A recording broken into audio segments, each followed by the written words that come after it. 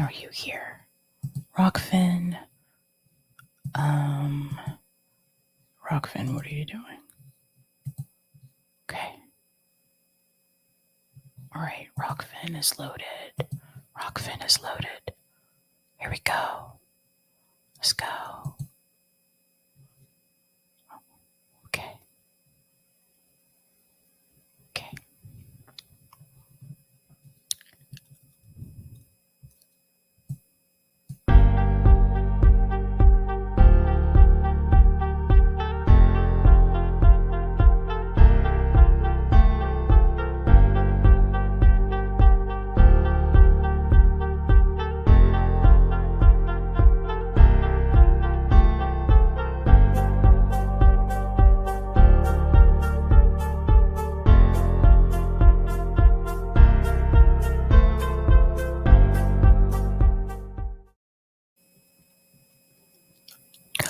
Okay, we're going to do this.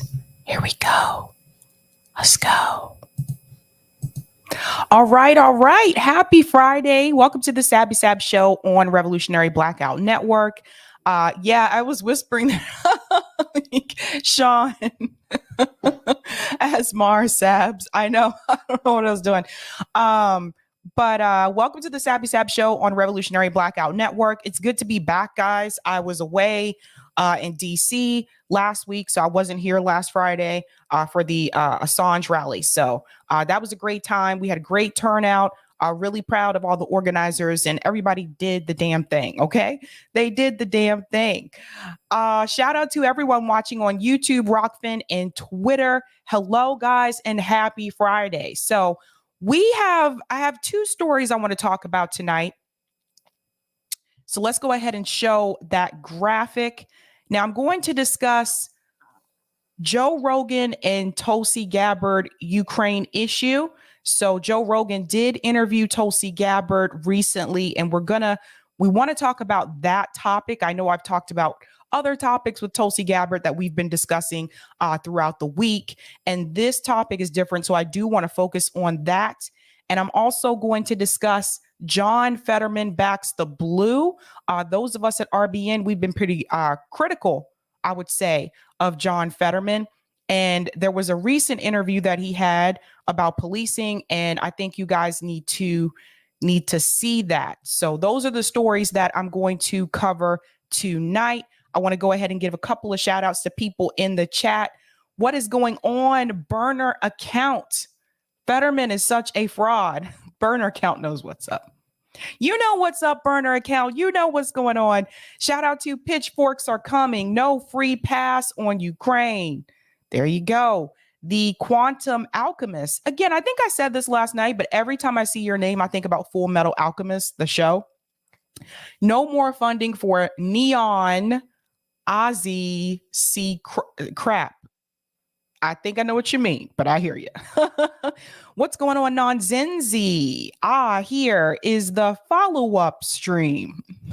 We didn't plan it that way intentionally. We just both end up deciding to talk about Tulsi, but this is a different topic. But yeah, interesting. What's going on? Kathy says, happy Friday, everyone. Greetings, Ray, Bob. Hey, comradely, greetings to everybody. I like that. Shout out to Sean Miller says, yo, what's going on? Where Pilgrim says, hey, everybody. Shout out to Optimism of the Will. We've had various folks going to the UN to ask for action on U.S. internal oppression and war crimes. Yes. What's going on, Grandpa? Happy Friday, Sabby. Happy Friday, Grandpa. Shout out to CEB, Applejack, Doobie Doo. What's going on? Christine says, hi, y'all. Shout out to JM for the super sticker. Thank you so much.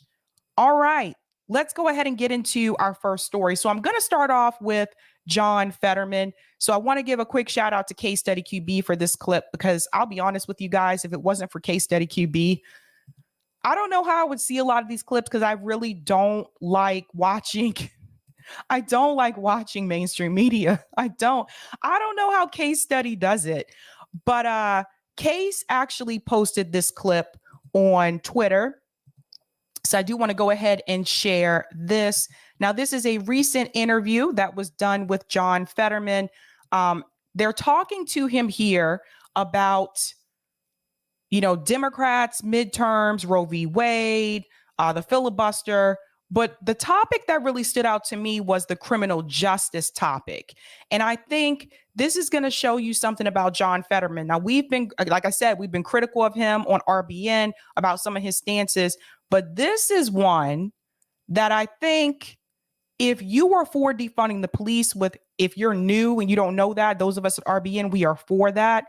This idea of some of these progressives, the new progressives trying to go into Congress or the Senate, this goes back to what I've said before about them being somewhat weak. I don't feel like they're strong candidates. I've said this before. I'm just telling it like it is. But I feel like the progressive space has become less and less progressive and has been moving closer over towards the right. Listen to what he has to say in this interview. Thank you very much for joining us tonight. I want to ask you a first question about an issue that has become very prominent in these final weeks of the campaign, and that is crime in Pennsylvania. And I want to put the question to you in the form of a Pennsylvania voter and what that voter said to the New York Times the other day. This is a 66-year-old man who's quoted by the Times saying, "I definitely don't want Fetterman in there. He's too much pro-crime." What would you tell that voter? I'm absolutely not pro-crime. I'm actually a Democrat that I'm running on my record on crime because Dr. Oz has never done a single thing about fighting crime. As mayor in Braddock for four terms, as mayor in a community that had significant gun violence here, I ran to be a mayor to fight it. And as a result, we stopped the killings. For 5.5 years, we stopped it. Unlike it's never been done before or since I've left to become lieutenant governor. I'm running on that. And whereas Dr. Oz has never done a single thing against crime, living in a gated mansion in New Jersey. I run on my record on crime, and I would challenge Dr. Oz to have any record other than just empty words. So let me chime in here for just a second because he gets to the funding issue here as well. It's interesting, though, that John Fetterman, and I don't like Dr. Oz. I didn't like Dr. Oz before he was a politician, but it's interesting he wants to bring up that Dr. Oz lives in a gated mansion as if John Fetterman is not from a wealthy family. Because John Fetterman, I think people may have this wrong about him. They see him wearing like the sweatshirt and these shorts, and they're like, he's working class, he's for the people. Nah, John Fetterman comes from a well-to-do family financially. He kind of reminds me of some of the kids that I went to undergrad with. Like they would wear just t-shirts and jeans or t-shirt and flip-flops. So by looking at them, you wouldn't be able to tell that they came from money, but they came from money. It's kind of like that with John Fetterman. So I do have to point that out. Where Pilgrim said he does working class cosplay. There you go. It's a good way of putting it, Where Pilgrim. But I think he should stop pretending like he's not from that same background because he's from like I said, if you look up his parents, he is from a well-to-do family. So let's go back in. What would you want to do in the United States Senate on the issue of crime? Well, I think it's simply having the understanding of enacting gun reform laws as well. We also understand that Dr. Oz would oppose any of that. Just in making sure we invest into police forces in cities like Philadelphia and Pittsburgh. Once again, you can't really advocate for Pennsylvania if you don't live in Pennsylvania. I think it's really critical that we also have to get the guns off the street, and Dr. Oz would absolutely never be a part of that solution. If you become a member of the... Did you hear what he said about policing? Did you catch that? Let's go back just a little bit. Just a tad bit right about here. And that Dr. Oz would oppose any of that. Just in making sure we invest into police forces in cities like Philadelphia and Pittsburgh. Once again, you can't really advocate for Pennsylvania if you don't live in Pennsylvania. I think it's really critical that we also have to get the guns off the street, and Dr. Oz would absolutely never be a part of that solution. That was John Fetterman on the sly telling you he wants to fund the police. And I know some people are going to see this and they're going to say, well, he said invest in the police department. He didn't say actually fund them. How do you think you invest in the police department? If you're investing in more training, that requires more money. So here's John Fetterman. He's supposed to be the progressive champion here, and he's really the only one being talked about. Most of them lost their primary races this year. Let's be real. And he's for funding the police. This is the progressive.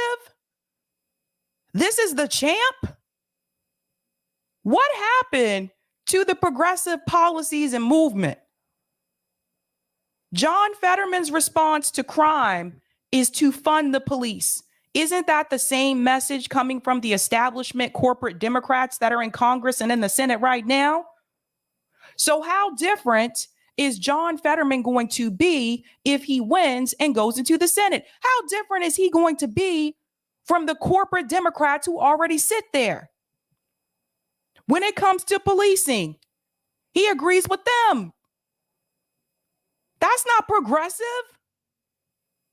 This is the same man who chased a black jogger down the street with a gun. Which, by the way, during the debate, he refused to apologize for that. He was asked during the debate, would he apologize for that? And John Fetterman said, no, I will not apologize for it. This is the person that the white left progressives want you to get behind? I hope everybody's paying attention to this. You see how quickly they'll sell us out? Just like that.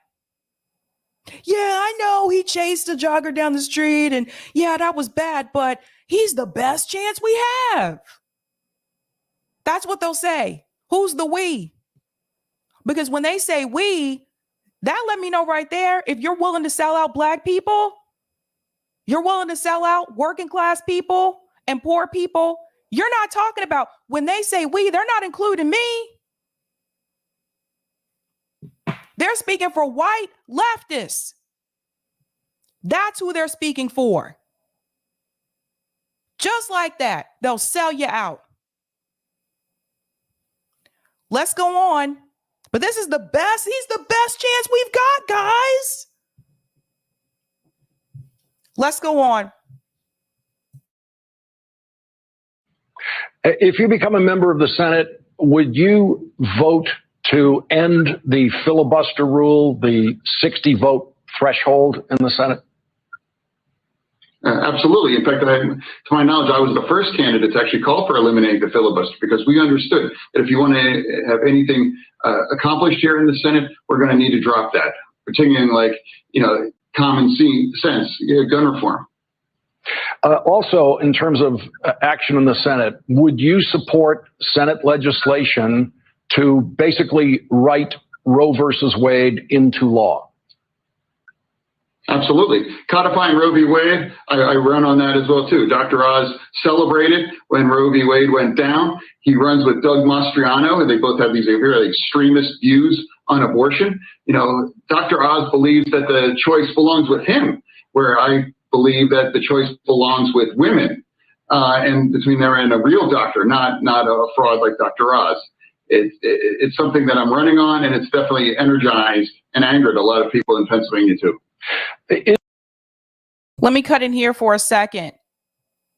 So because he's for ending the filibuster and because he's for codifying Roe v. Wade into law, this is where particularly the PMC leftists, this is where they'll come in and say, well, we still need to support him because he's for those things.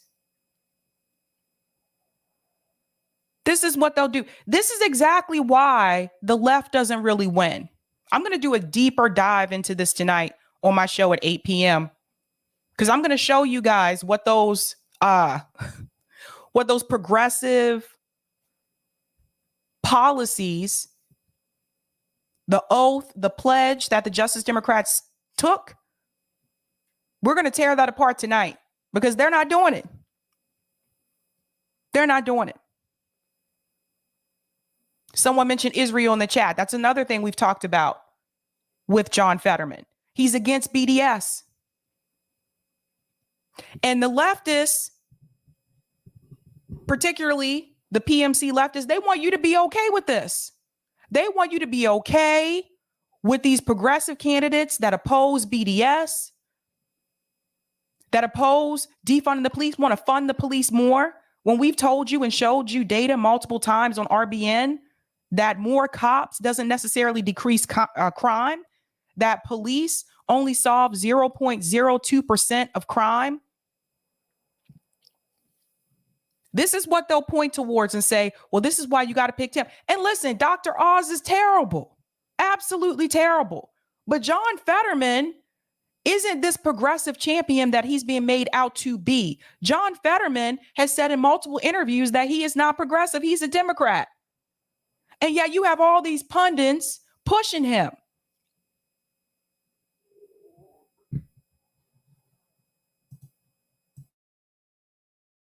Is control of the Senate an issue with Pennsylvania voters?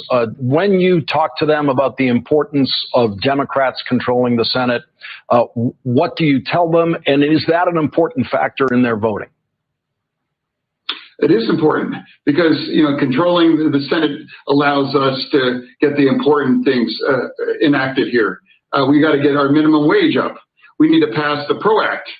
We need to make sure that we have to codify Roe v. Wade.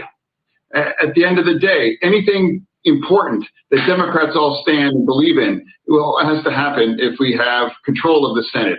And so that's why there's so much is rolling in this race.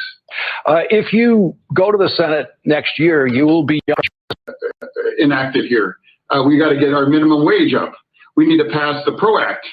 We need to make sure that we have to codify Roe v. Wade.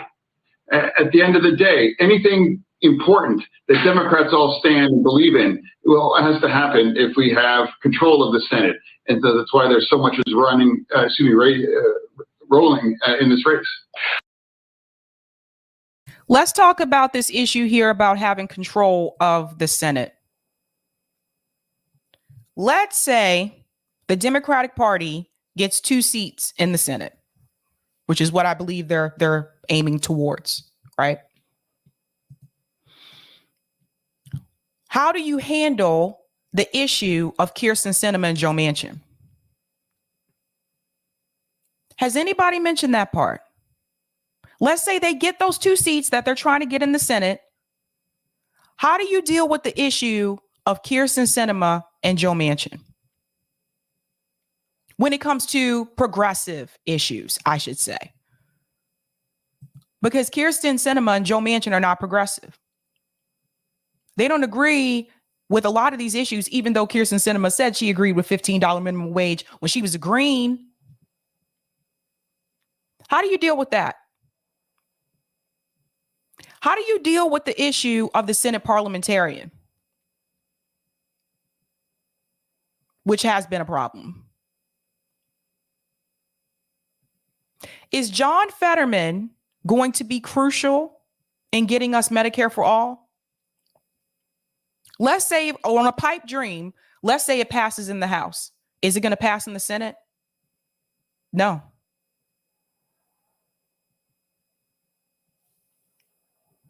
We need to talk about that. We need to talk about that. Do you know how many progressive senators you would need to have to get these progressive policies passed? Everybody keeps talking about the House. There has been a lot of, when Justice Democrats first started, it was, we're focusing on the House, right? There was this panel a couple months ago called Seize the House. We got to focus on the House. But what about the Senate?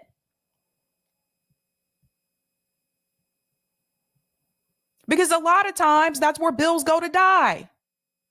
When it comes to progressive legislation, what happens? Is anybody tackling that part? Who cares if it passes in the House? If it can't pass in the Senate, you're right back where you were. I'm telling you this because I don't want you to believe that just adding John Fetterman is going to be this game changer for progressive policies. It won't. He's not enough alone. And he's not really progressive. Let's go back in. If you go to the Senate next year, you will be joining two Democratic colleagues, one younger than you, one a little older than you, both of whom had strokes this year while in office as senators. One took a couple of months off before coming back into the Senate to be able to get back to work full time. No one, including none of the Republicans in the Senate, thought that those two senators should resign their office because they had strokes.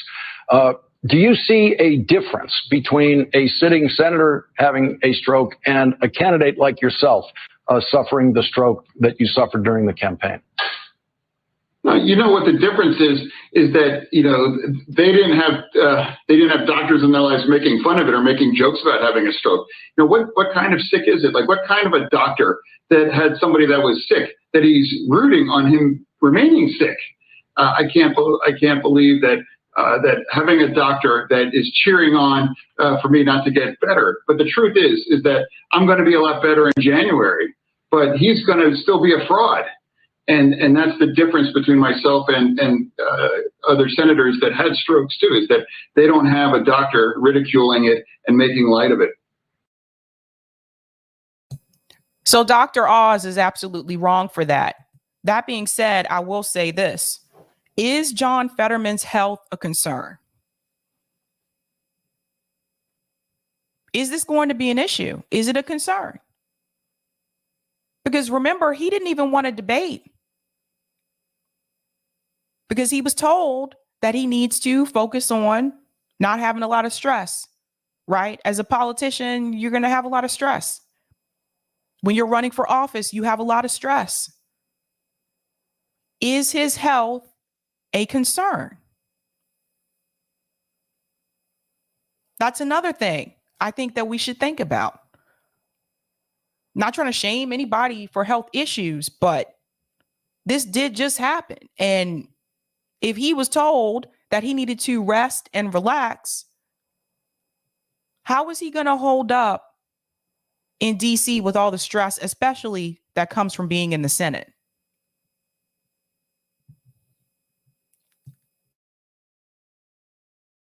What is your closing argument, your 1 minute closing argument, say if this were a debate to the voters of Pennsylvania? It's really, I'm running to serve Pennsylvania and he's running to use Pennsylvania. I mean, that's the truth. And this is a guy that's been in Pennsylvania for 5 minutes and has nothing about Pennsylvania, can relate. People in Pennsylvania have no idea, no clue what it's like. So at the end of the day, you have a man with 10 gigantic mansions. How can you possibly have a life that anyone in Pennsylvania can recognize?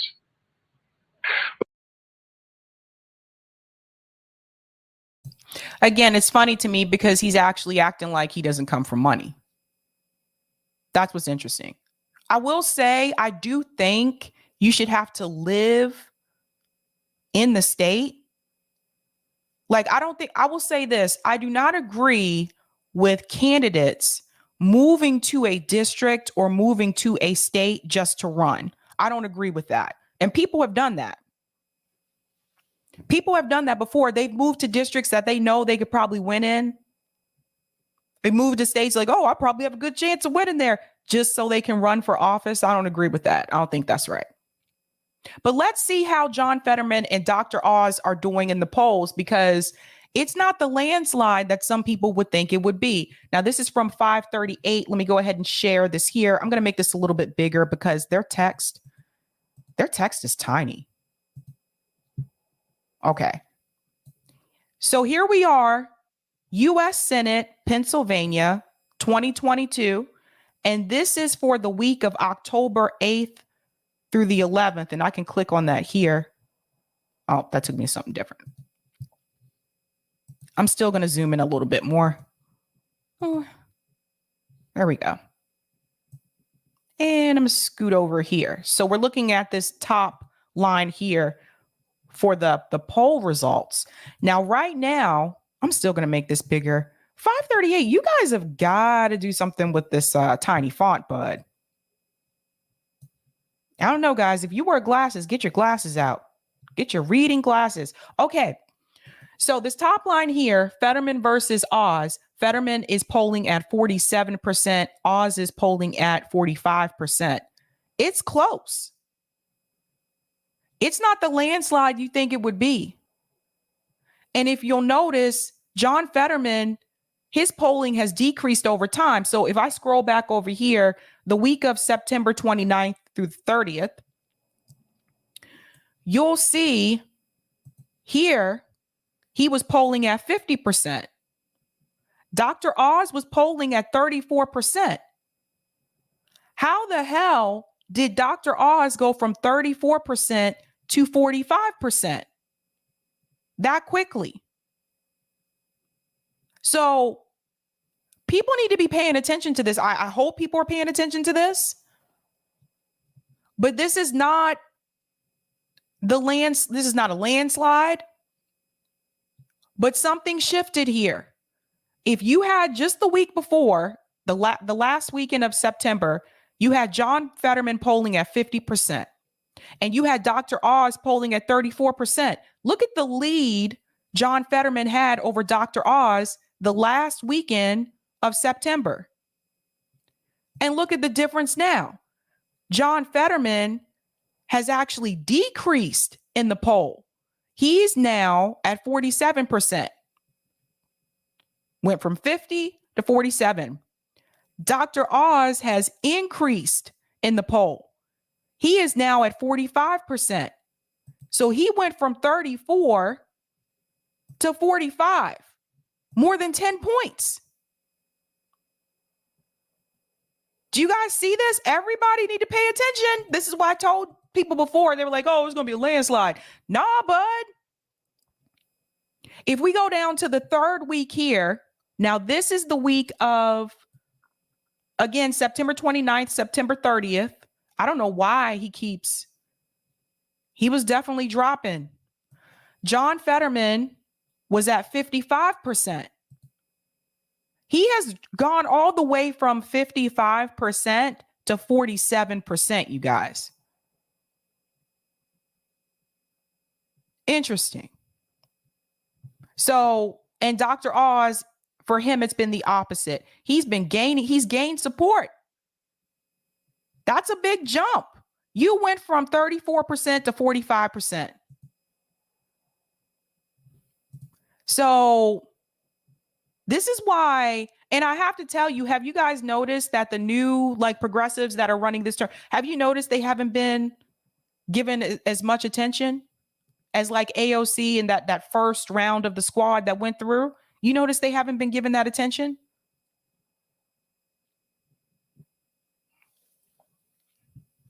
Interesting, huh? So this is what I'm trying to tell people. It is not what you think. When I said this a while back, and people were saying that, oh, well, John Fetterman would easily beat Dr. Oz. I was like, you sure about that? And what you have here is that for the most part, Republicans, they're coming together. They're sticking together. This is what you have. JB says they don't want to give that free media advertising. That's true. That's true. So I don't know. But what it does point to is something else again. And we've brought this up multiple times on RBN, and you probably heard Nick and CJ mention this earlier. This strategy of putting progressives through the Democratic Party is not as popular as it was 3-4 years ago.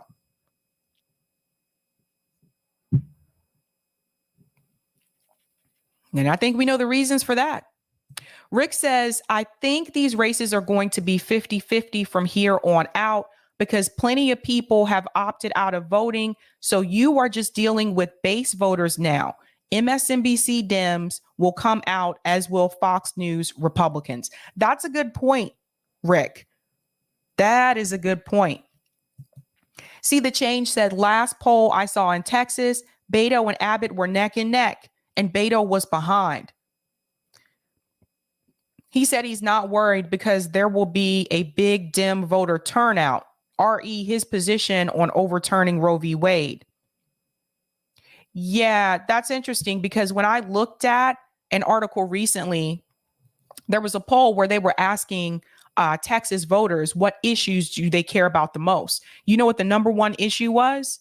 It wasn't abortion. The number one issue was the economy. And this is what I've said before. I don't think this whole, the overturn of Roe v. Wade, I don't think it's going to be the win that Dems think it's going to be.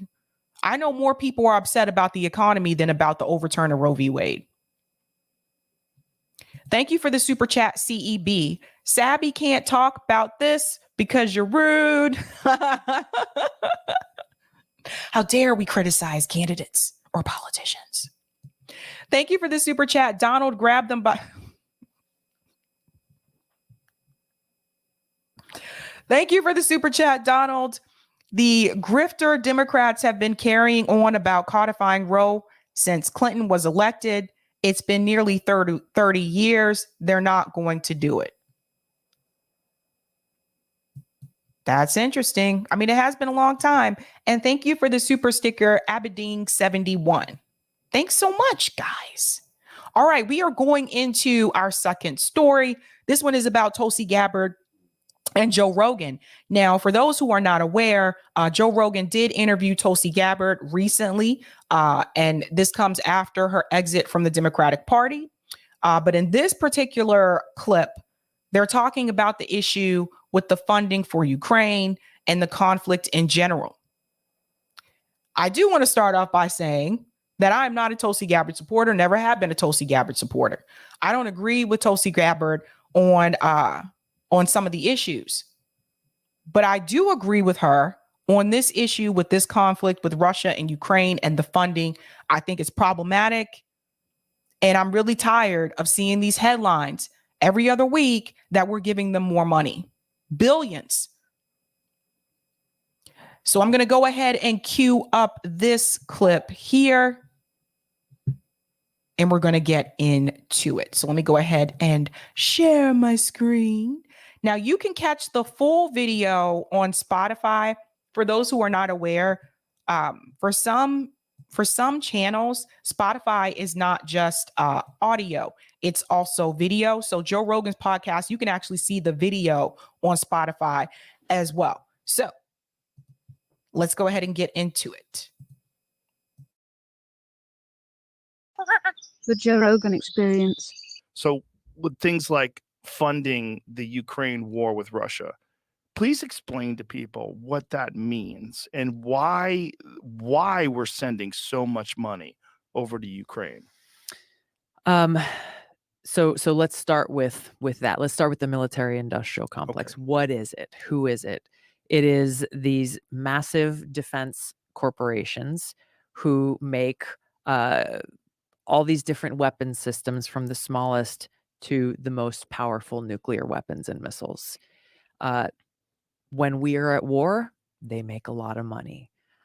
When politicians, even if we're not at war, but are threatening that we may go to war, they make a lot of money. And these decisions are not made within the context of, hey, what does our military actually need?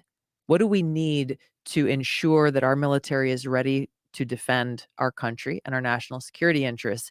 It is very often what members of Congress are advocating for, even more than the military is asking for sometimes, because of those cozy relationships with the military-industrial complex, with these massive defense contractors and their lobbyists.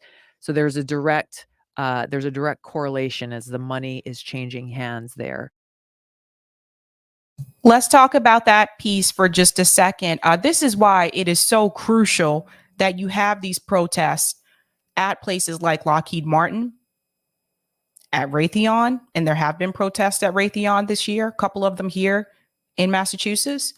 This is why this is so crucial, because there is money to be made here. If it were not for the weapon contractors, if it wasn't for them, would they be as invested? Would the United States government be as invested in keeping this going? Because when you see these articles that tell you, yeah, they're sending this 40 billion package, and in this package, about 10 or 15 million is for weapons. Where do you think those weapons are coming from? So I think it's important to mention that there is money to be made. And I've said this multiple times before. The United States government, they usually don't get their hands into something unless there's money or resources involved. So it is critical that you do have these protests at Lockheed Martin, at Raytheon, at Northrop Grumman. Those are just a few of the ones that I know about. Let's go on.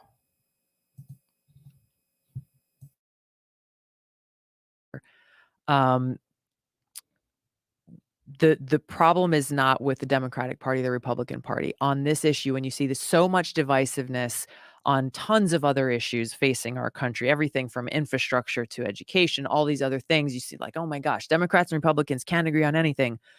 This issue of putting our country in a continual state of war is supported by leaders in both parties and the majority of people in both parties. And it's directly tied to the military-industrial complex's influence and tied to people who, want to act and look tough, but aren't asking the most important questions like, okay, if we do this, will this help the American people or hurt the American people? If we vote to, send these billions of dollars to Ukraine, is that strengthening our national security or undermining it? You'll hear a lot of rhetoric, especially recently, saying, "Hey, if we've got to send all this money to Ukraine, otherwise Russia's going to come and attack us here. Otherwise, our national security will be undermined." So they say all these things to foment fear in people's minds, but they're not rooted in reality. So I do want to chime in here and just say, so again, where's the lie? Now, I don't agree with Tulsi Gabbard on multiple issues, but she is correct about this one. And I will add, you notice that she said, it doesn't matter if it's the Democratic Party or if it's the Republican Party. When it comes to this particular issue, they agree.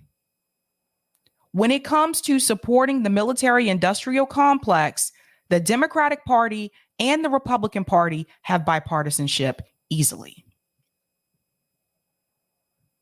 And this is why when you see progressive, like the squad members that went in through the Democratic Party into Congress, they vote along with a lot of this legislation. They voted along to send all this money to Ukraine. The party supports it. So we need to talk about that more. We need to talk about the fact that when it comes to war, they have no problem having bipartisanship when it comes to the MIC. Now, granted, with this one in particular, there have been some Republicans that have been against the funding, that have been against it. But in reference to the parties, for the most part, they have no problem shaking hands. Go ahead and hit that like button, guys. Just wanted to remind you to do that. Let's go. So what we're seeing play out now is essentially a proxy war. U.S. is engaging in a proxy war with Russia, using Ukraine as their military. So the U.S. and some European countries, predominantly the U.S., though, are providing billions of dollars in funding, weapon systems, and so forth, and essentially waging this war using the Ukrainian military and people as their chess pieces in this geopolitical chess game. The ultimate objective being regime change with Russia. And you can see years before, obviously, Russia's invasion in Ukraine, this anti-Russia sentiment has been building up by the permanent Washington establishment and laying the groundwork. And this was the opportunity that they saw. It's put us in the most dangerous position we, the American people, and the world has ever been in. Okay, that's well said. And it's not just Russia either. There's been that same type of sentiment that the US government has been building up towards China as well. That same type of fear mongering and resentment towards another nation. And in reference to Russia, I will say, I've seen this my whole life. Even when I was a kid, there was a lot of fear mongering towards Russia. And it wasn't just from the US government. It also came from entertainment. It came from Hollywood, right? How many of you are Rocky fans? I've seen all the Rocky movies. Rocky 4. Look at the way they portrayed Russia in Rocky 4. Now, granted, the character fighting against Rocky was an ass, but still, look at the way that Russia is depicted in Hollywood. Every time they talk about Russia, it's always like this cold, like place. They make it appear to be, it's always snowing for whatever reason. Have you noticed this? Every time they show Russia, Breaking Bad did the same thing. Or was that Breaking Bad? No, Breaking Bad did that with New Hampshire. Someone else did that recently. It was a movie I was watching. Oh, well. But every time they show or depict Russia, it's always snowing and cold. Arrow did that on Netflix. They make it seem like everybody there is just so cold and mean. And so Hollywood's complicit in this too. And that's on purpose, because they want you to have that same perception of Russia. You see how the government and Hollywood work hand in hand together, and also the mainstream media. This is where some of those stereotypes come from. Hollywood.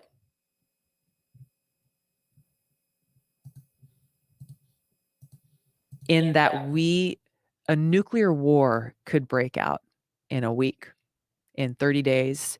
We are staring over the precipice of that nuclear brink now more than ever before. We're hearing language coming from Putin, from Medvedev, from different Russian nationalist leaders saying, no, Putin, you should go and use those nuclear weapons, whether they're the tactical nukes or the strategic nukes, doesn't matter. There is no way to win this. That would spark a nuclear war. It would spark World War III. And the result of that is destruction of the world. It is destruction of the world as we know it. And, I hate to paint such a bleak picture, but people need to know that this is the reality that we're facing, that our leaders have pushed us and led us to this brink of nuclear war. They have their own bunkers and ways to protect themselves. There is no shelter for the American people. And I mentioned this last night. This is something that I was saying, like, look at the position that they've put the American people in. This is so dangerous and it's scary. But here we are, right? If it comes to that point, who is going to be protected? The politicians in DC, they'll be protected. If you remember the protest that happened last January, I have to be careful how I talk about that on here, Remember, they had places they could go to. The politicians had these little secret passages and places where they can hide and be safe. We don't have that. They'll be protected. The American people won't. The billionaires will be protected. Maybe some of the millionaires, but the rest of us, we won't. So I'm glad that she mentioned that. I think it was last time I was here, I talked to you about the nuclear scare that we had in Hawaii and how, this message went out to everybody saying, hey, missile incoming, seek shelter immediately. This is not a drill. What everybody found out immediately is there is no shelter. There is no shelter. There's no place to go. There's no place where you can take your loved ones and your kids to be protected, not only from the blast, but the fallout and the lack of food and water and everything else that comes after. New York City recently put out a PSA. I don't know if you saw it, but it is literally a video ad that they put out saying, hey, here's what you do in the event of a nuclear explosion. Why are they putting this out now? Because of where we are as a country. The problem is, as it shows in this video, their advice to the people of New York City is get inside, and stay tuned. That's it. Stay tuned to what? That's right. There is no, I saw that ad as well. And I do remember when that happened in Hawaii. And with Hawaii, it's even more of a scarier situation because Hawaii is an island. Where are you going to run to? Where are you going to go? You're on an island. There's nowhere for you to go. Where are you going to go? Right? So I think that she has a point. I saw that ad about New York City, what to do, where to go if this happens. Ain't nowhere for you to go. That ad was so ridiculous. Don't have open windows, as if that's going to protect you from a nuclear blast if you close the window. This is the reality, guys, that we have to come to grips with. What would you do? Where would we go?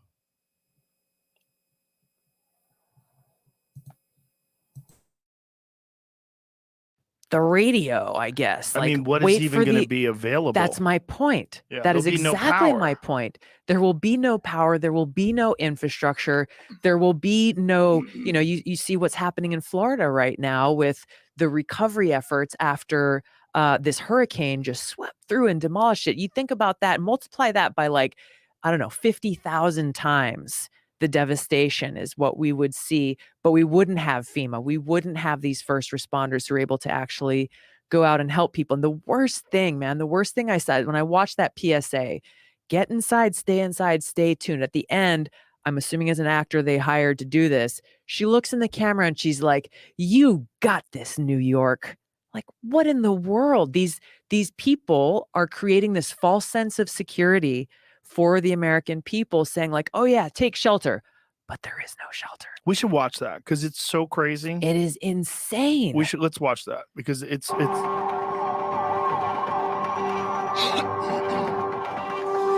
So there's been a nuclear attack. Don't ask me how or why, just know that the big one has hit, okay? So what do? There are 3 important steps that I want you to remember. Big Step smile. 1, get inside fast.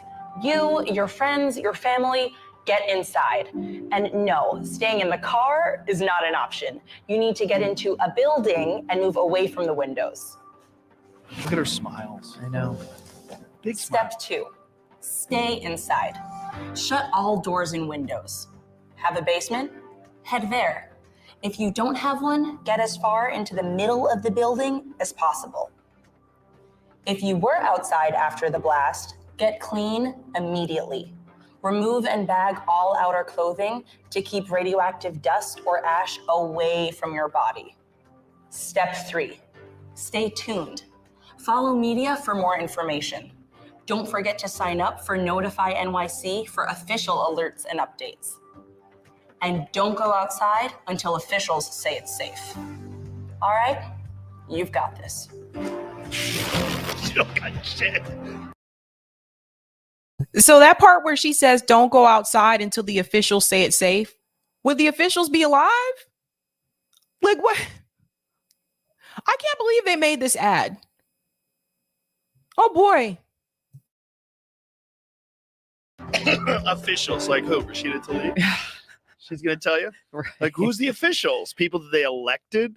Who's gonna tell you it's okay to go outside during a nuclear blast in the Exactly. United States, something that's never happened ever, and that we're completely woefully unprepared for? Exactly. You got this. You got this. She's so pretty though. With her big smile. She's got a nice smile. She's got a great smile. That's probably why they hired her. That is a crazy thing to put out there. First of all, because like, what is it? What's the purpose of that? Is that to reassure people? Like, what is the purpose of that? Yeah. It's not to inform people because none of what she said makes any sense. No. Oh, get in the middle of the room? Right. Oh, that's okay. Right. The outside's not good? Just stay away from middle. the window. The middle's not going to be. Because the radiation is not. Just stays put. Yeah. The radiation's, it's kind of like a fog machine. Yeah.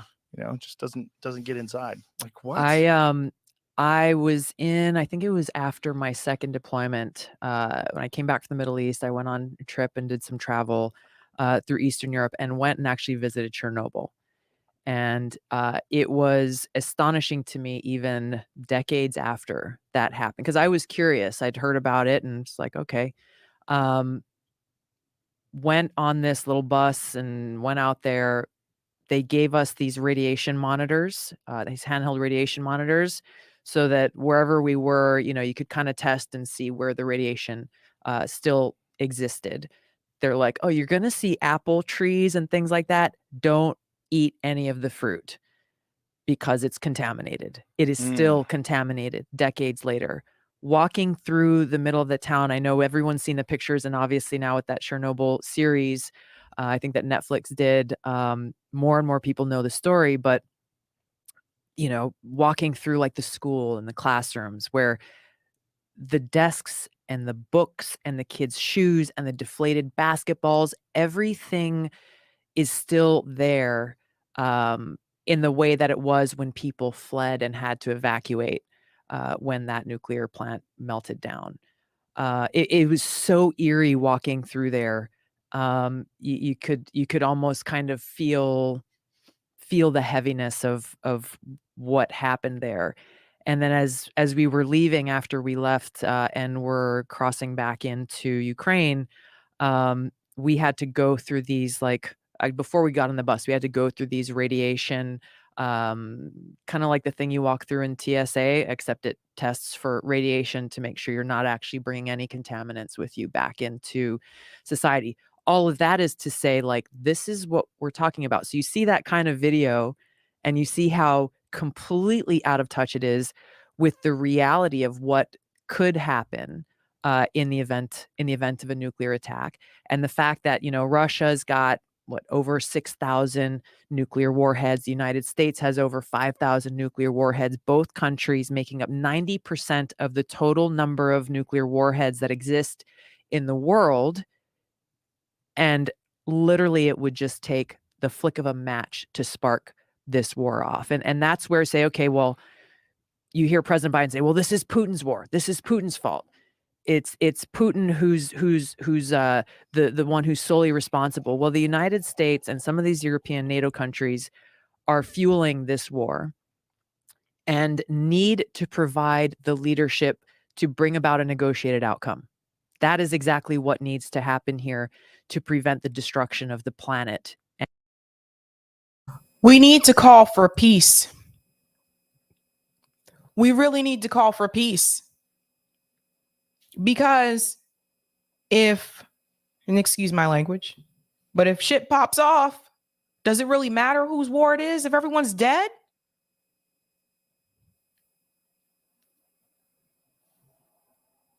This is the part that that's what needs to be pushed. That's what we should be pushing right now. Instead of pointing fingers and blaming it's Ukraine, it's Russia, it's whoever. We're not innocent. The United States government isn't innocent. We're complicit in this too. But I just don't understand it. And then you have people, these body bots or whatever you want to call them on Twitter. And they're just like, yeah, we need Ukraine to win. Da, da, da. We should be calling for peace. I'm not cheering for either side. I want to make that very clear. I want it to stop. I just don't think people understand like where we're headed. Now that video is a little bit longer that you can see here as well. But I think, Tulsi's spot on there.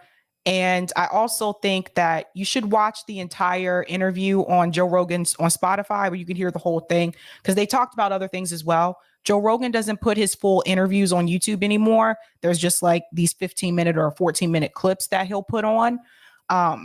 So if you want to hear everything else that they discuss, go towards Spotify. I'm going to go ahead and shout out these comments here. George said, does Rogan on Spotify cost money? Not from my experience. Every episode, I haven't watched many, but every one that I have either, started or listened to have been free. I haven't had to pay.